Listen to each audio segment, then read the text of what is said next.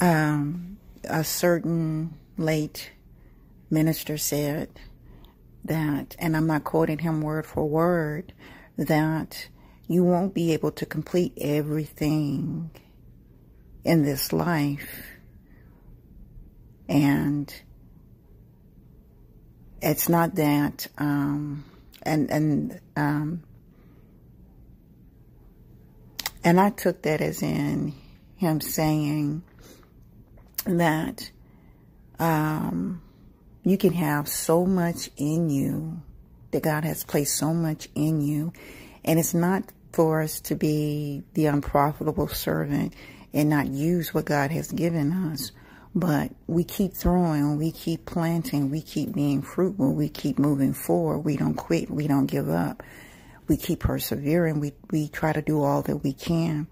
But when it comes to that point in life where God is saying, okay, you've gone as far as you can go, David, or rather King David, you cannot finish my house. I'm going to leave it to your son, Solomon, to finish my house.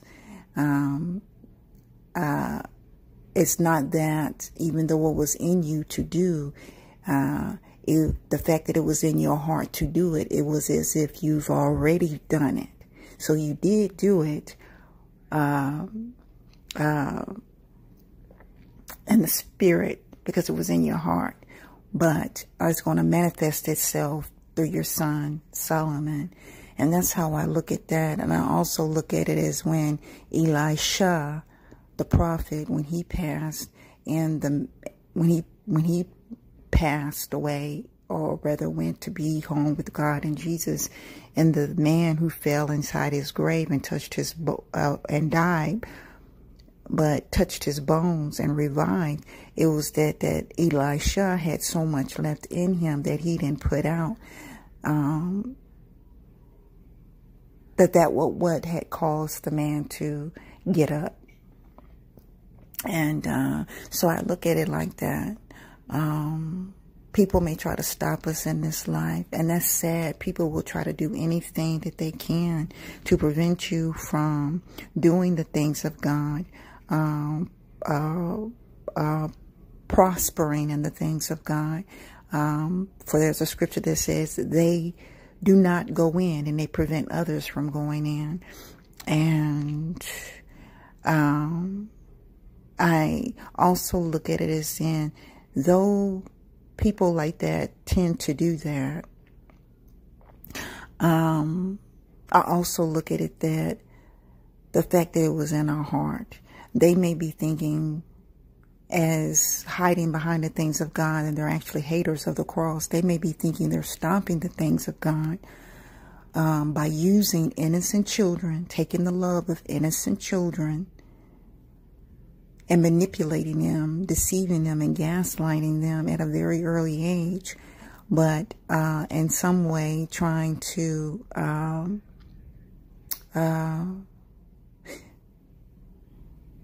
there's a scripture, it's like God and Jesus, there's a scripture that says, if you love mother, brother, sister more than me, then you are not worthy of the kingdom. And that seems like what the enemy tries to do. He tries to get the heart of young children to the point so much that they love them more than God and Jesus.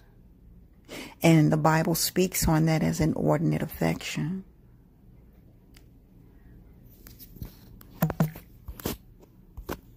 We are to love people, but not to the point where we are idolizing them or coveting them, or serving them, or rather serving the things of Satan, not aware that we are, but we are. I remember saying to someone at one point, I said, a certain individual, I said that, I was just saying, go on with your life, and it's creepy that people don't want to go on with their life. They'll make you think that they do, only to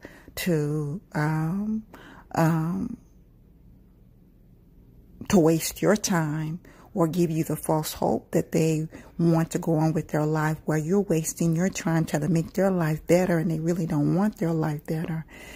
And you come to a point where you lost the grace for that, and you say, God and Jesus, I'm going after God and Jesus. You go on with your life. I'm going in a different direction. But they don't want you to go in that direction towards God and Jesus. They want you to go after them. And that's the same with Satan. He doesn't want us to worship God and Jesus.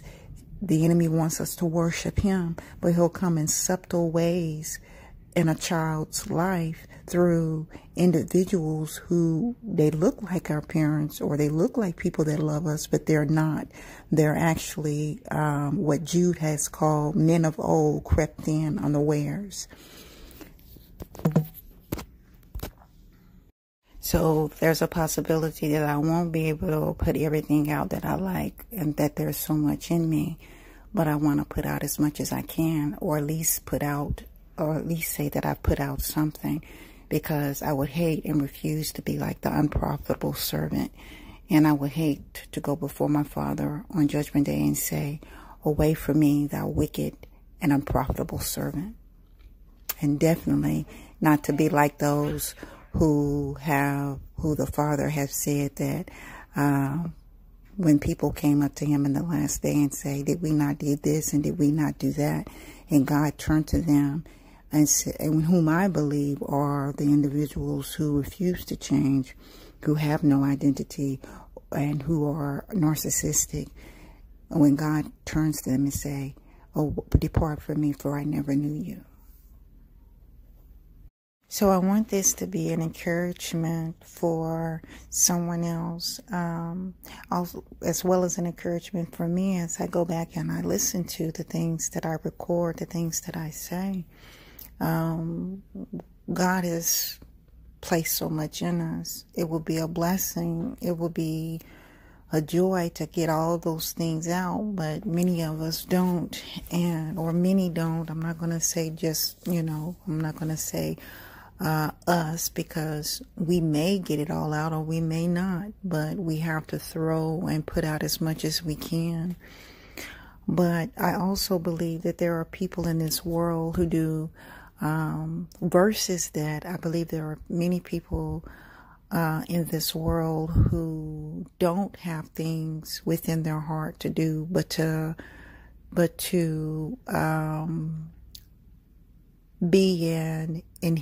be an evil porter, or someone who stops others from reaching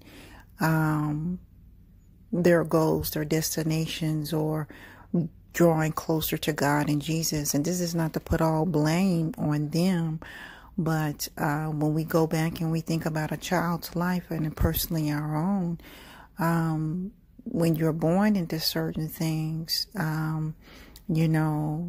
there comes a certain age when we become aware, and then we take responsibility. But then there's a point when we're not aware, as in our childhood, and the people who did these things to us, they will have to give an account. Even now, the things that they're doing, they will have to give an account, especially if we don't sink to their level and try to do unto them as they did unto us.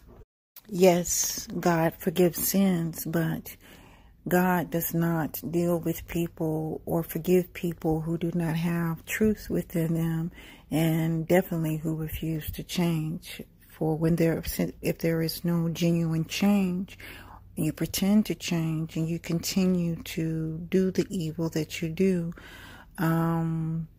As before, as I said in one of my other videos, that's where reprobate minds, seared consciences come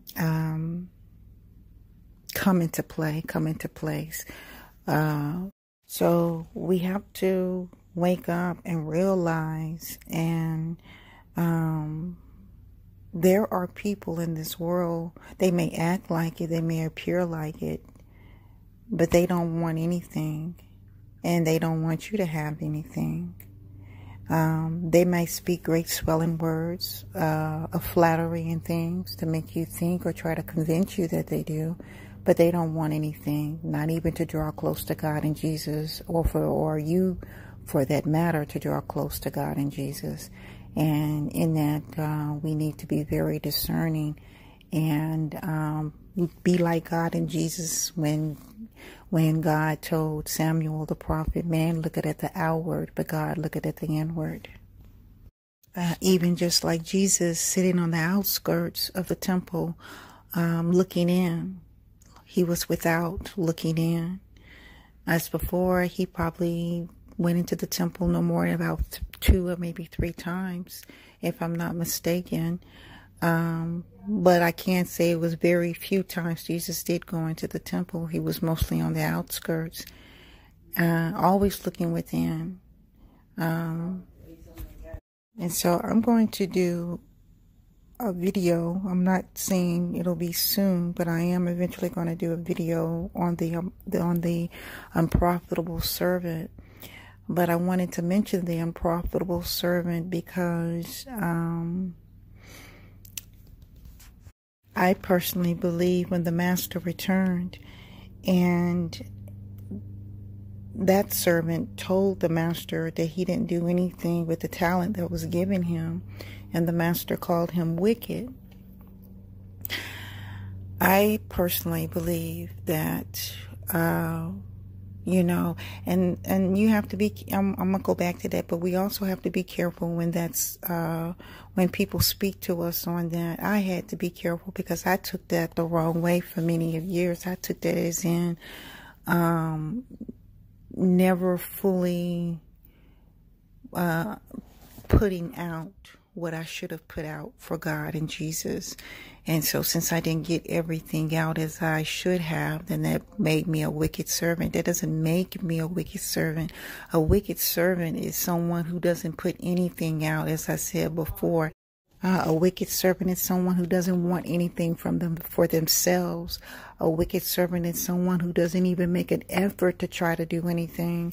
I told God that, I'm going to give an example. And I'm going by percentages. I'm not going to use talents. So say God gave me 50% and he wanted me to expound on that 50%. Now, with that 50% that he gave me, I might only expound on it by 51% or 52% or 53%, but I may not ever reach the 100%. That is making a profit because I did more with what he gave me. I didn't do it to the fullest, but I did more than what he gave me. And I told God, if I can get at least above a 50%, that means, this isn't relating to settling. We do not settle and say, oh, well, I did 51%, so I'm going to stop. No, we fight. We make effort to go, further and beyond and stuff. But when that day comes and we have to depart this life and all we got from that 50% that he gave us and all we expounded on was 55%, we still did good. And that doesn't make us a wicked servant. A wicked servant is someone who takes the 50% that God has given them and does nothing with it. They try to hold on to it or make less of it or make no effort in valuing what was given unto them at all. That's why I'm so grateful and thankful that God put in his word when he told King David that he couldn't finish the building of his house, that he was going to leave it for his son Solomon to do. But he told David, he comforted David and told him, and I'm not quoting it word for word, and he told David, because it was in your heart to do so, to build me a house, it was as if you already did. David did not do, in his eyes, all that he desired to do for the Lord, but that which we don't finish, and God says, enough, or you did well. I believe that what we don't finish, somebody else will finish. Just in the case with David not finishing the house of God, and he allowed his son Solomon to finish it instead. But David still got the reward of it because it was in his heart to do it. It was in his heart. So when I say that the master called the servant wicked, personal opinion, I can expound on it more, but I believe he called the servant wicked because he didn't value what the master had given him. It wasn't in his heart to expound on it, to make more of it, which kind of reminds me of Jacob and Esau, when Esau didn't find much value in his birthright and he gave it up for a bowl of stew. All of that can be expounded on the more, but I'm going to just leave it as that. So, as a word of encouragement, we may not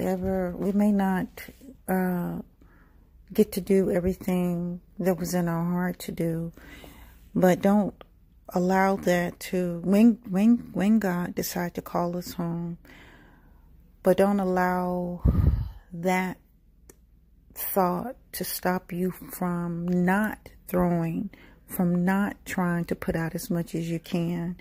Be it if you see it as significant or not, or if you're even not sure, just do something. And I'm saying this as a word of encouragement for myself as well. And